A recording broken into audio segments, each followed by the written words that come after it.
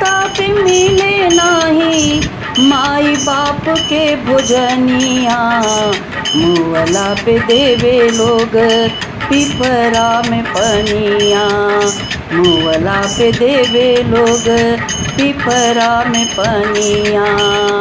समाज की कितनी बड़ी सच्चाई है, कड़वा सत्य है, आज यही समाज में घटित हो रहा है।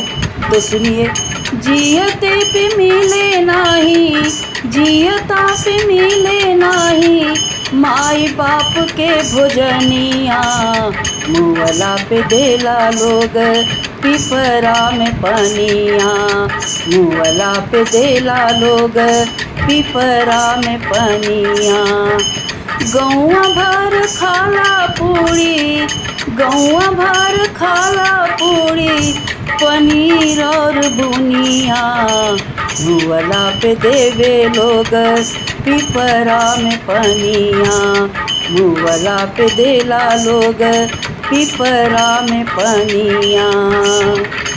एके माई बाप के चारी गो ललनवा, चारों के अलगा बाटे सजल भवनवा। एके माई बाप के चारी गो ललनवा, चारों के अलगा बाटे सजल भवनवा। मेहरी लेके अलगा बाटे, मेहरी लेके अलगा बाटे सजौले आपन दुनिया, मुअला पे देला लोग पिपरा में पनिया, मुअला पे देला लोग पिपरा में पनिया।